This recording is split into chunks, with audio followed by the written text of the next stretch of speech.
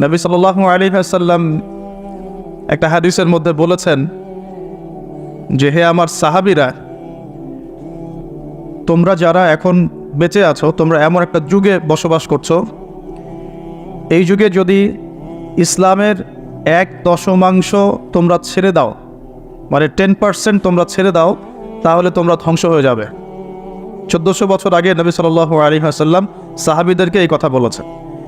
কিন্তু হে আমার সাহাবীরা, তোমাদের পরে এমন একটা যুগ আসছে, যে যুগ এত ফিতনাময় হবে যে ওই যুগে ঈমান ধরে রাখাটা হাতের মধ্যে জ্বলন্ত আগুন ধরে রাখার মতো হবে, এত কঠিন হবে। ইউসবিহুর রাজুলু মুমিনান ওয়া ইউমসি কাফিরান। ওই যুগে একজন মানুষ সকাল করবে মুমিন অবস্থায়, সন্ধ্যা করবে কাফের অবস্থায়। ওয়া ইউমসি মুমিনান ওয়া ইউসবিহু কাফিরান। সন্ধ্যা করবে মুমিন অবস্থায়, সকাল করবে কাফের অবস্থায়। ইয়াবিউর রাজুলু দীনাহু লিআরদিদ দুনিয়া। দুনিয়ার সামান্য স্বার্থের বিনিময়ে মানুষ তার দিনকে বিক্রি করে দিবে। এমন ফিতনাময় যুগ তোমাদের পরে আসছে। তো ওই যুগে আমার উম্মতের মধ্যে যারা বেঁচে থাকবে, তারা যদি ইসলামের 1/10 মানে 10% ধরে রাখতে পারে, তারা জান্নাতে যাবে ইনশাআল্লাহ। কোনো সন্দেহ আছে যে আমরা সেই যুগে বাস করছি? এখনো সন্দেহ আছে? নবী সাল্লাল্লাহু আলাইহি ওয়াসাল্লাম 1450 বছর আগে বলেছিলেন, আজকে থেকে নিয়ে প্রায় 1450 বছর আগে নবীজি বলেছিলেন যে আমার আর কিয়ামতের মাঝখানে এতটুকু দূরত্ব বাকি আছে। এভাবে তিনি হাতটা উঁচু করেছেন, দেখিয়েছেন আমার এই 2 আঙ্গুলের মাঝখানে যতটুকু ডিস্টেন্স বা দূরত্ব, আমি এবং কিয়ামতের মাঝখানে এতটুকু দূরত্ব। নবী সাল্লাল্লাহু আলাইহি ওয়াসাল্লাম নবী হয়েছেন মানেই কিয়ামতের আলামত শুরু হয়ে গেছে। সর্বশেষ আসমানি কিতাব কোরআন নাজিল হয়ে গেছে, তার মানে এর পরের সময়গুলো হচ্ছে কিয়ামতের নিকটবর্তী সময়। নবী সাল্লাল্লাহু আলাইহি ওয়াসাল্লাম বলছেন, এই উম্মতের আর কিয়ামতের মাঝখানের সময়ের দূরত্ব হচ্ছে আসর থেকে মাগরিবের ওয়াক্তের মতো। বলেন তো কোন নামাজের ওয়াক্তটা খুব ছোট হয়?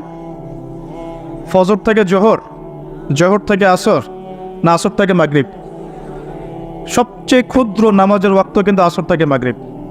তো সেই সময়ে এত ক্ষুদ্র হয়, দেখা যায় আমরা নামাজ পড়ে যদি একটু কোরআন তেলাওয়াত করতে বসি, দেখবেন মাগরিবের নামাজ আজান দিয়ে দিয়েছে, এমন না?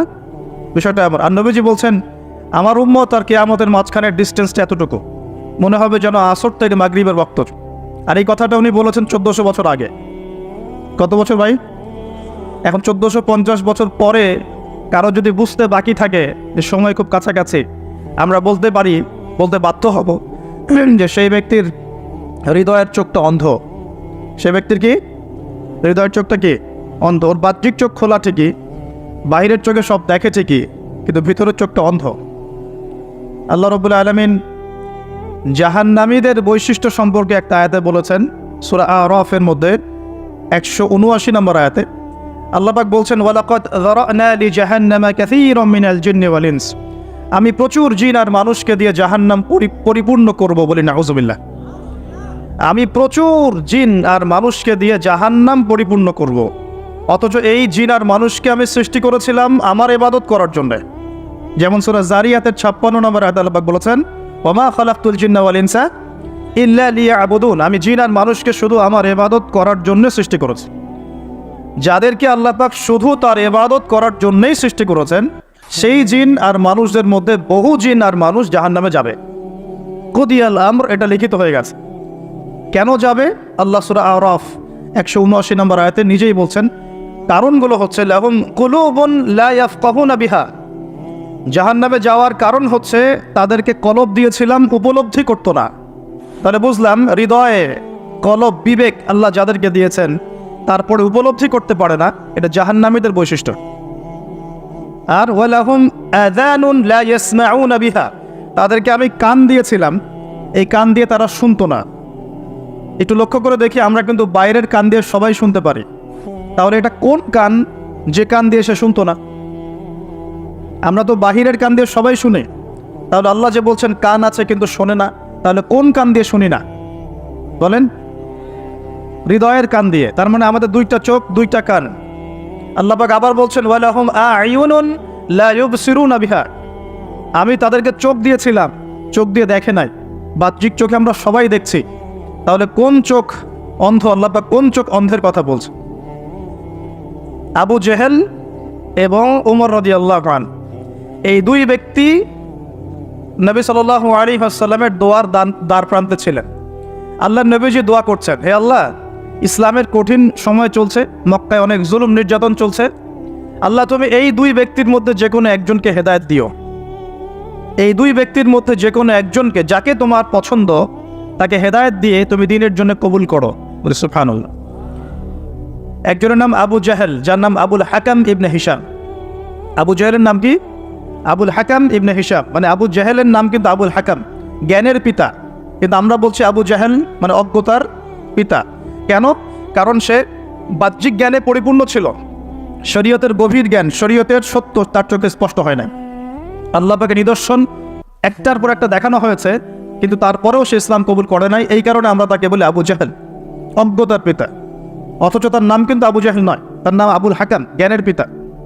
আমাদের সমাজে এমন অনেক বড় বড় বুদ্ধিজীবী আছে না, বাহিরের বস্তুবাদী জ্ঞানে পরিপূর্ণ, শরীয়তের জ্ঞানের অজ্ঞ মিসকিন, এমন মানুষ আছে না? টকশো একদম ছট তুলে ফেলছে একদম। ইতিহাস, সংস্কৃতি, বিশ্ব অর্থনীতি, রাজনীতি, কোন সেক্টরের জ্ঞান নাই যা তার জানা নাই, কিন্তু শরীয়তের মাসলা মাসাইল সে বলতে পারবে না। শরীয়তে ঈমান ভঙ্গের কারণ বলতে পারে না, কোন কোন কথা বললে শিরক হয়, কুফর হয়, কোন কোন কথা বললে নেফাক হয়ে যায়, মানুষ মুরতাদ হয়ে যায়, এগুলো জানে না।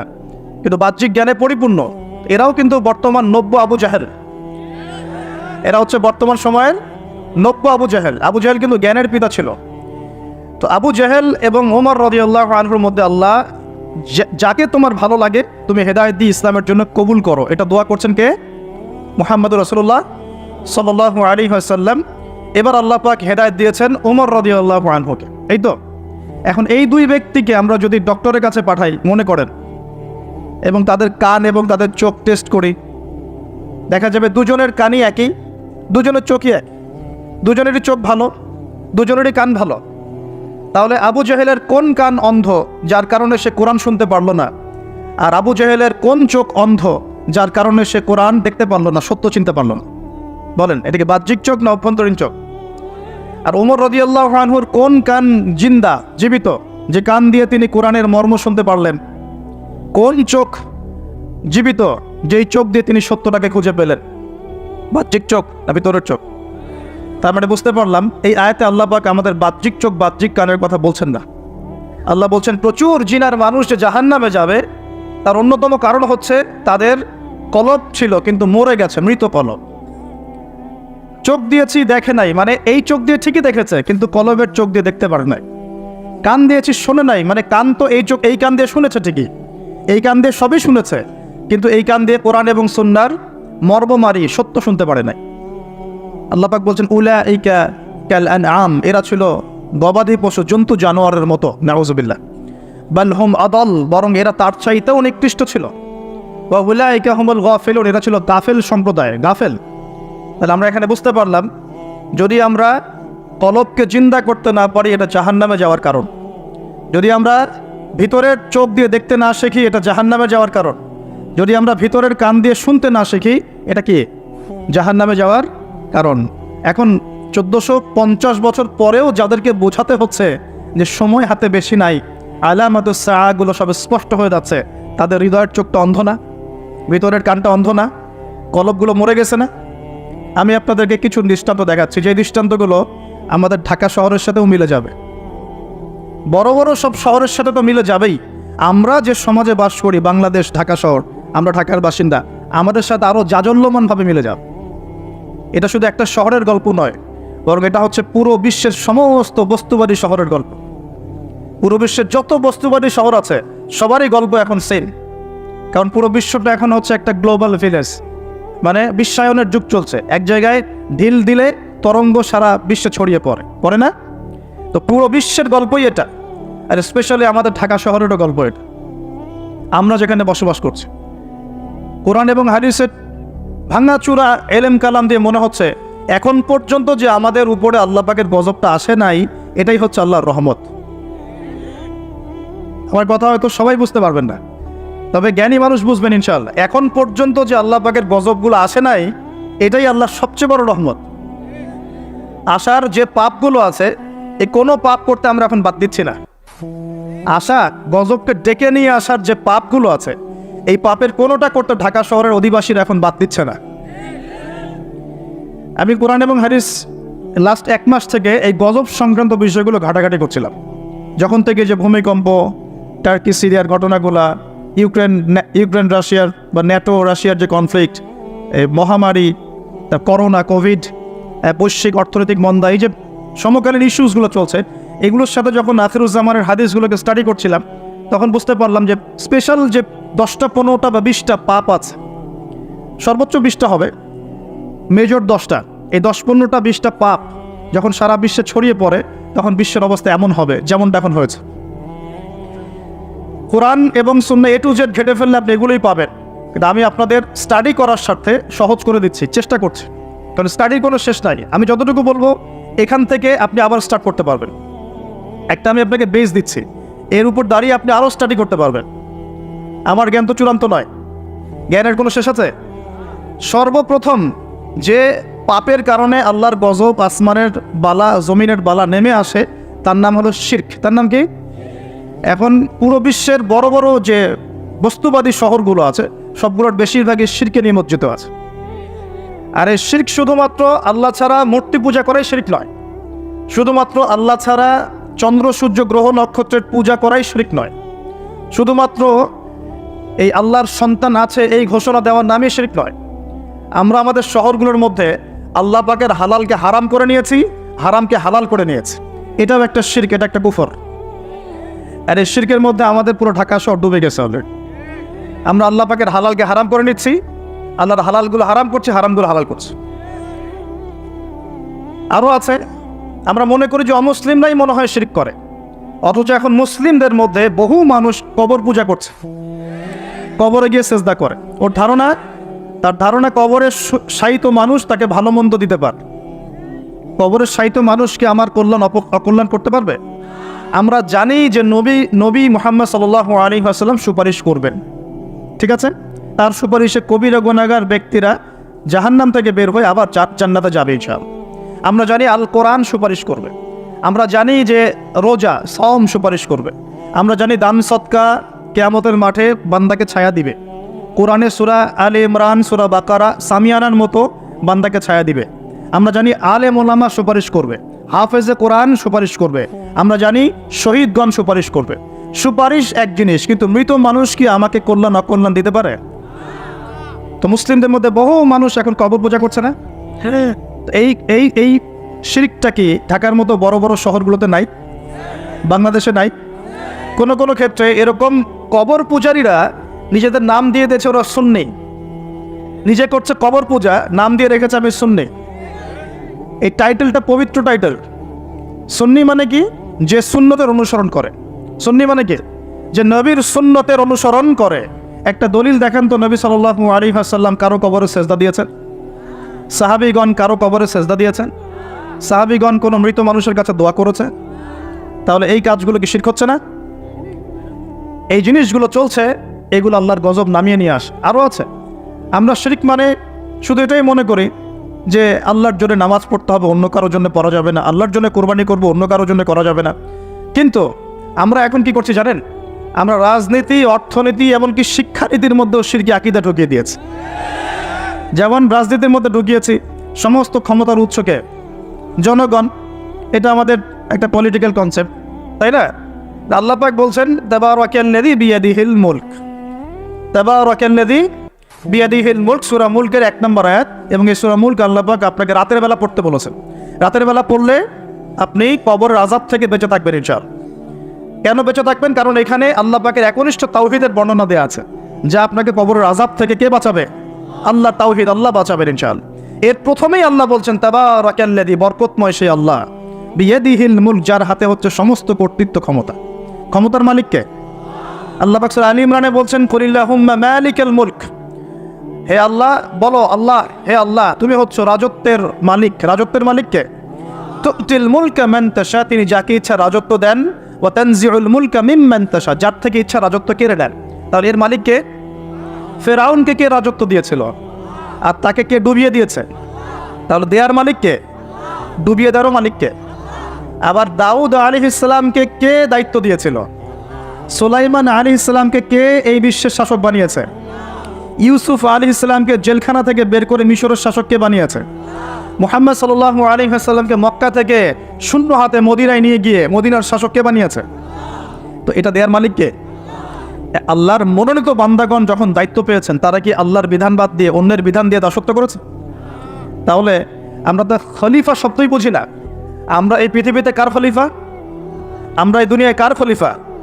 খলিফার দায়িত্ব কি? আল্লাহ পাক সূরা সদের মধ্যে বলছেন, ইয়া দাউদ, হে দাউদ, ইন্না জাআলনাকা খলিফাতান ফিল আরদ, হে দাউদ, আমি তোমাকে পৃথিবীতে আমার খলিফা করেছি। কি করেছি? কে করেছেন? তোমার দায়িত্ব হচ্ছে ফাহকুম বাইনান নাসি বিল হক, মানুষের মাঝে হকের মানদণ্ডে বিচার ফয়সালা করো। মানুষের মাঝে হকের মানদণ্ডে বিচার ফয়সালা করো। এখন হক, সত্য, সত্য মিথ্যা, ন্যায় অন্যায়ের চূড়ান্ত মানদণ্ড কি? আমার নিজের মন গড়া যুক্তি, বিজ্ঞান, দর্শন, নাকি আল্লাহ পাকের ওহী? কোনটা? এখন আল্লাহ পাকের ওহী দিয়ে বিশ্বের কতগুলো রাষ্ট্র পরিচালিত হচ্ছে হিসাব করে দেখেন এখন। তাহলে এটা বৈশ্বিক শিরক চলছে না? সারা বিশ্বে এখন বৈশ্বিক শিরক চলছে। যখন এই শিরকগুলো বেশি বেড়ে যাবে, যেটা বেড়ে গেছে, তখন আল্লাহ রাব্বুল আলামিন আসমানের গজব নামাবেন, জমিনের গজব নামাবেন। যখন নূহ আলাইহিস সালামের কম শিরক করা শুরু করেছিল, আল্লাহ পাক প্লাবন দিয়ে ধ্বংস করে দিয়েছিলেন। আস্তে আস্তে সেদিকেই বিশ্ব যাচ্ছে। আল্লাহ পাক এই বিশ্ববাসীর মধ্যে একটা বড় অংশকে অচিরে ধ্বংস করে দিবেন। লেখা হয়ে গেছে এগুলি। আরও সামনে যান। আমরা অর্থনীতির মধ্যেও শিরক করছি। কেমন শিরক করছি? আল্লাহ পাক হালাল অর্থনীতি দিয়েছেন, ইসলামিক অর্থনীতি। এখানে হালাল করেছেন ব্যবসা, এখানে হালাল করেছেন জাকাত, সাদাকা, সাদাকাতুল ফিতর, কৃষিভিত্তিক অর্থনীতি, এক্সপোর্ট ইম্পোর্ট, মানে সুদ, রিবা বাদ দিয়ে যা কিছু আছে সব বৈধ। রিবা, ঘুষ, দুর্নীতি, প্রতারণা বাদ দিয়ে যা কিছু আছে সবই বৈধ। আল্লাহ পাক বৈধ করেছেন। পুরো বিশ্বের ব্যাংকিং সিস্টেম চলছে সুদের মধ্য দিয়ে। পুরো বিশ্বের, শুধু একটা কান্ট্রিকে মার্ক করা যাবে না, একটা কান্ট্রিকে দোষ দেওয়া যাবে না। পুরো বিশ্বের অর্থনৈতিক মোড়ল যারা আছে, এরা সারা বিশ্বকে সুদভিত্তিক অর্থনীতির শিকল দিয়ে বেঁধে ফেলেছে।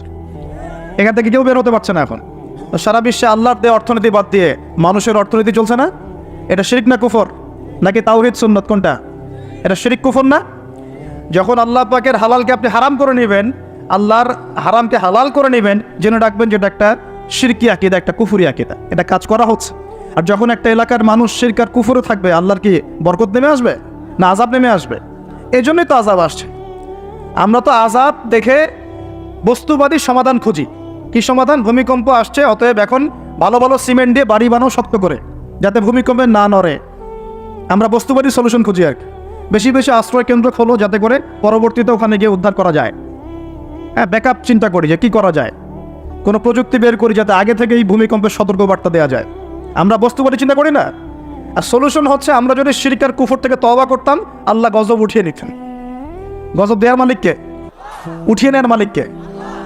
যদি কোনো এলাকার মানুষ তাওহীদের উপর থাকে, শিরক ছেড়ে দেয়, সুন্নতে থাকে, বেদাত ছেড়ে দেয়, ইমানের উপর থাকে, কুফর ছেড়ে দেয়, আল্লাহ পাক কি জালেম যে তাদেরকে জুলুম করে শাস্তি দেবেন? বরং আল্লাহ পাক শাস্তি আর উঠিয়ে নেবেন, বরকত নাজিল করবেন, রহমত নাজিল করবেন। সূরা আরাফে আল্লাহ বলেছেন, যদি জনপদের অধিবাসীরা ঈমান নিয়ে আসতো, আমি অবশ্যই তাদের উপরে বরকতের দরজাগুলো খুলে দিতাম। আলহামদুলিল্লাহ, আসমান জমিনের বরকতের দরজা সব খুলে দিতাম।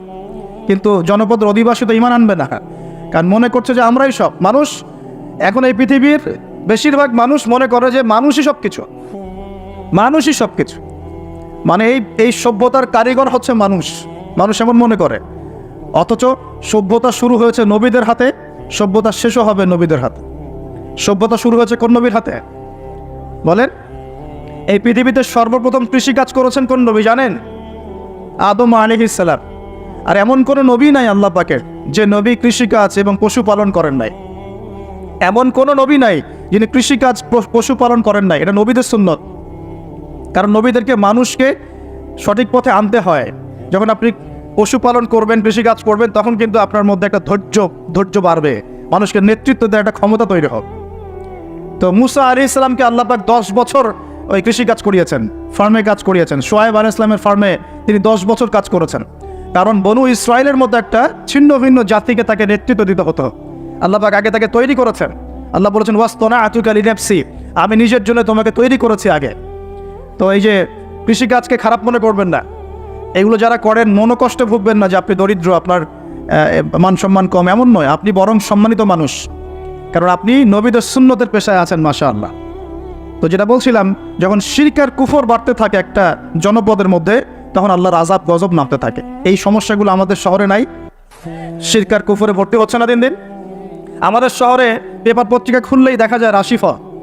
কি রাশিফল? তুমি সিংহ রাশি, তোমার দিনটা কেমন যাবে, তুমি কন্যা রাশি, তোমার দিনটা কেমন যাবে। আর প্রায় মিডিয়াগুলো এগুলো প্রচার করে না? এই সব মুশরিক মিডিয়া, এগুলা সবই মুশরিক। কীরকম করে বুঝলাম মুশরিক? একটা ভূমিকম্প যদি হয়, বলবে না যে আল্লাহর কাছে মানুষ কত অসহায়, এরকম শিরোনাম দিয়ে সংবাদ করবে না। কি করবে? প্রকৃতির কাছে মানুষ কতই না অসহায়। আল্লাহ বললে মৌলবাদী হয়ে যাবেন, আল্লাহ বললে কি হবেন?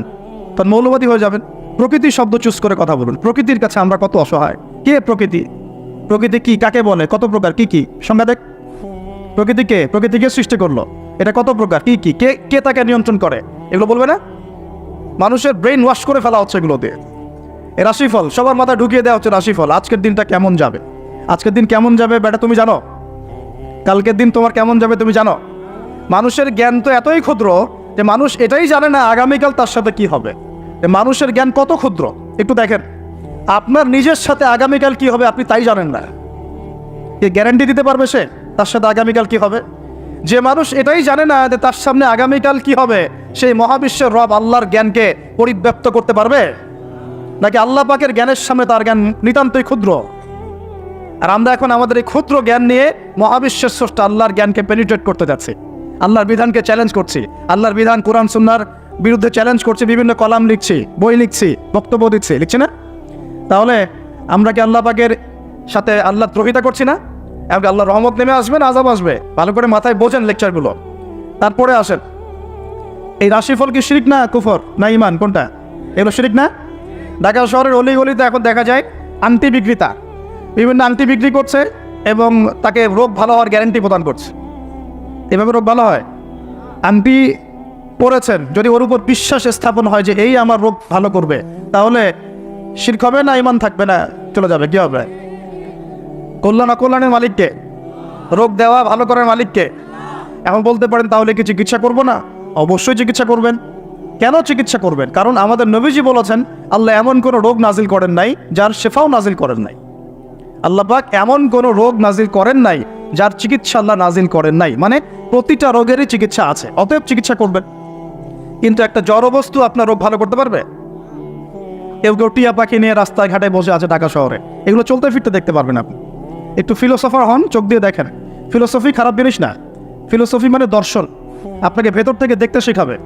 আর ভেতর থেকে দেখতে না পারলে বাহ্যিক চোখ দিয়ে দেখলে সব কিছু বুঝতে পারবেন না। আল্লাহ পাক আমাদের সবাই হৃদয়ের চোখটা খুলে দিন, বলি আমিন। রাস্তাঘাটে বসে আছে, টিয়া পাখি দিয়ে ভাগ্য পরীক্ষা করছে। তো এখন এই টিয়া পাখি দিয়ে ও যদি ভাগ্য পরীক্ষা করতে পারে, তাহলে ওর আজকে প্রধানমন্ত্রী হওয়ার কথা না? ও রাস্তার ধারে বসে আছে কেন? ও নিজে রাস্তার ধারে বসে আছে কেন বলেন? আমাদের ঢাকা শহরে একটা জিনিস বাড়ছে দিন দিন, এই জাদুবিদ্যার চর্চা বাড়ছে। দেখলাম কিরকম করে বুঝলাম যে জিনের রোগী বাড়ছে দিন দিন, জিনগ্রস্ত রোগী। জিনগ্রস্ত রোগী এটা আবার কি? এটা তো আবার অনেকে বিশ্বাসই করবে না জিন বলতে কিছু আছে। আমরা বিশ্বাস করি যে মানব জাতির পাশাপাশি এই পৃথিবীতে জিন জাতীয় আছে। মানুষের মাঝে যেমন ভালো মন্দ মানুষ আছে, জিনের মধ্যেও ভালো মন্দ জিন আছে। জিনের মধ্যে কি আছে ভাই? ভালো মন্দ জিন আছে। এক শ্রেণীর জিন আছে আল্লাহর অনুগত, এক শ্রেণীর জিন আছে উদ্ধত।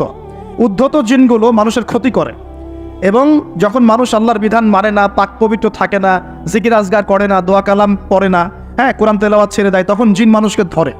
কোনো কোনো সময়ে বিভিন্ন স্বার্থ উদ্ধারের জন্য মানুষ কবিরাজ, গণক, জাদুকরের কাছে যায়, গিয়ে তাবিজ কবজ করে না? তাবিজ করায়, বান মারে, জাদুটনা করে না? এতে করে সম্পর্কের মধ্যে বিচ্ছেদ ঘটায়। হ্যাঁ, অনেকে আবার প্রেমিকাকে পাওয়ার জন্য বশ করছে, তাবিজ করছে। হ্যাঁ, চাকরিতে ভালো চাকরি হয় না, চাকরির জন্য তাবিজ করছে। তারপর অনেকের ব্যবসা উন্নতি হচ্ছে, হিংসা লাগে, ওর বিরুদ্ধে কাজ করছে। এই যে সমস্যাটা ইদানিং শহরের মধ্যে বাড়ছে। তো এটা কিন্তু সেহর বা জাদু, কুফরি। কেউ যদি এই কাজে লিপ্ত হয়, সে ঈমান হারিয়ে ফেলবে, ইসলাম থেকে নাম কাটা পড়ে যাবে। আল্লাহ পাক আমাদের সবাইকে হেফাজত করুন, বলি আমিন। অনেক শিরকে আছে, আমরা এখন শিক্ষার মতো শিরক করছি। এরকম দীর্ঘদিন শুনলাম যে আমরা আল্লাহ পাকের আল্লাহ পাকের সৃষ্টি, আল্লাহ রাব্বুল আলামিন নিজ হাতে সৃষ্টি করেছেন, এগুলোই সব বইপত্র ছিল। এখন আস্তে আস্তে আস্তে বইপত্রগুলোর মধ্যে চেঞ্জ আনা হচ্ছে। একটা সুদূর প্রসারী লক্ষ্যকে সামনে রেখে একটা প্রজন্ম তৈরি করার চেষ্টা করা হচ্ছে, যে এই প্রজন্মটা আল্লাহ থেকে দূরে সরে যাবে, রাসূল থেকে দূরে সরে যাবে। আমরা এখন মানুষকে বিবর্তন শিখাই, অথচ আল্লাহ পাক বলেছেন যে খলাকতু বিয়াদি ইয়া ইবলিস, হে ইবলিস, মা মানাআকা, তোমাকে কে নিষেধ করলো, মা মানাআকা আল্লা তাসজুদা ইয আমারতুক, তোমাকে কে বারণ করলো আদমকে সেজদা করতে, যাকে আমি সৃষ্টি করেছি। খলাকতু বিয়াদি, আমি যাকে নিজ হাতে সৃষ্টি করেছি। তাহলে আল্লাহ পাক আমাদেরকে কিভাবে সৃষ্টি করেছেন? নিজ হাতে। এটা সম্মানের না? এটা ভালোবাসার না? আল্লাহ পাক অন্য কোনো মাখলুক সৃষ্টির ব্যাপারে বলেন নাই যে আমি অমুক মাখলুকটাকে নিজ হাতে সৃষ্টি করেছি, আসমানকে নিজ হাতে সৃষ্টি করেছি, জমিনকে নিজ হাতে সৃষ্টি করেছি, এমনটা আল্লাহ পাক কোথাও বলেন নাই। আল্লাহ পাক শুধু বলেছেন আদমকে সৃষ্টি করেছি, খলাকতু বিয়াদাই, আমি নিজ হাতে তাকে সৃষ্টি করেছি। সুবহানাল্লাহ। আল্লাহ পাক তাকে সৃষ্টি করে দুনিয়াতে পাঠিয়ে আল্লাহ পাকের খেলাফতের দায়িত্ব দিয়েছেন যে আদম তুমি দুনিয়া যাও, দুনিয়ায় নির্দিষ্ট সময় থাকবে, চিরস্থায়ী হতে পারবে না, আমার বিধান আমি নাজিল করব, সেগুলো যদি মেনে চলো এবং তা প্রতিষ্ঠা করো, তাহলে তুমি জমিনে আমার খেলাফতের দায়িত্ব পালন করলা। জমিনে যে আল্লাহ পাকের বিধান মেনে চলে, আল্লাহর বিধান প্রচার প্রসার ঘটায়, প্রতিষ্ঠার চেষ্টা করে, সেই আল্লাহ পাকের খলিফা। আর জমিনে যে ব্যক্তি আল্লাহর বিধান মানে না, আল্লাহর বিধানের পরোয়া করে না এবং এই বিধান দিয়ে বিচার ফয়সালা করে না, সে আল্লাহ পাকের খলিফা নয়। সহজ কথা, সে তখন কার খলিফা? সে তার প্রবৃত্তির দাসত্ব করছে, অথবা শয়তানের পূজা করছে, অথবা নিজের মন গড়ার প্রবৃত্তি হাওয়া এর দাসত্ব করছে। আল্লাহ পাক আমাদের সবাইকে আল্লাহ পাকের বিধান মেনে চলার তৌফিক দান। এখন ইবলিসকে আল্লাহ পাক বলছেন কেন তাকে সেজদা করলে না যাকে আমি নিজ হাতে সৃষ্টি করলাম। তা আমরা বুঝতে পারলাম আল্লাহ পাক আমাদেরকে নিজ হাতে সৃষ্টি করেছেন, আর আমরা এখন বাচ্চাদেরকে শেখাচ্ছি না এই সৃষ্টি তত্ত্ব ভুল, তোমাদেরকে আগে এইভাবে আগে হাঁটতে দাঁড়াতে পারতে না, বাঁকা হয়ে থাকতে, তারপর একটু লম্বা হলে, তারপর একটু লম্বা হলে, তারপর আস্তে আস্তে মানুষ হয়ে গেলে। আমরা এগুলো বাচ্চাদেরকে শেখাচ্ছি। কেন শেখাবো? আমার বাচ্চা তো মুসলিম, আমার বাচ্চা তো মুসলিম পরিবারের বাচ্চা, এ কি ইহুদি খ্রিস্টানের সন্তান? ওদের ওই সভ্যতার আল্লাহর সাথে কোনো সম্পর্ক নাই। তাদের সৃষ্টির তত্ত্ব বুঝতে হলে এমন বিবর্তনবাদের দরকার হয়, আমার তো দরকার নাই। কারণ আমি তো মুসলিম পরিবারের সন্তান, আমি তো আল্লাহকে বিশ্বাস করি, আমি তো জানি আল্লাহ পাক আমাকে সৃষ্টি করেছেন নিজ হাতে। আল্লাহ পাক আমাদেরকে সৃষ্টি করেছেন কি? নিজ হাতে, এবং রুহের জগতে রেখে আমাদের কাছে ওয়াদা নিয়েছেন। এই পৃথিবীতে আসার আগে আরেকটা জগৎ ছিলাম আমরা, তার নাম রুহের জগৎ, আলামে আরওয়াহ।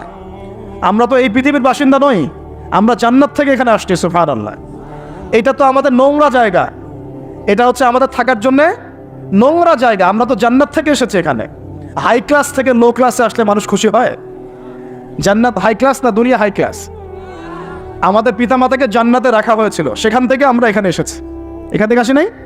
আর আত্মাগুলোকে, আমাদের আত্মাগুলোকে রুহের জগতে রাখা হয়েছে, সেখানে সমস্ত আত্মাগুলোকে ডেকে আল্লাহ পাক বলেছেন আলাস্তু বিরব্বিকুম, আল্লাহ বলছেন কি? আলাস্তু বিরব্বিকুম, আমি কি তোমাদের রব নই? সমস্ত আত্মারা একসাথে বলেছিল বালা ইয়া রব্বি, অবশ্যই আপনি আমার রব। সুবহানাল্লাহ। আমরা এই সাক্ষ্যটা দিয়ে আসছি, সূরা আরাফ পড়লে আপনি বুঝতে পারবেন, এখানে আছে আমরা এই সাক্ষ্য দিয়ে পৃথিবীতে আসছি। এখানে এসে ভুলে গেছি, মনে পড়ে না। মনে পড়ে না। এইটা মনে করানোর জন্যই তো আল্লাহ পাক যুগে যুগে নবী রসুল পাঠিয়েছে। এটা মনে করিয়ে দেওয়ার জন্যই আল্লাহ পাক আসমানে কিতাব নাজিল করেছেন। তুমি ভুলে যেও না, তুমি ওই জগতে ছিলে, আমাকে সাক্ষী দিয়ে এসেছো, এই দুনিয়ার ফিতনায় আমাকে ভুলে যেও না।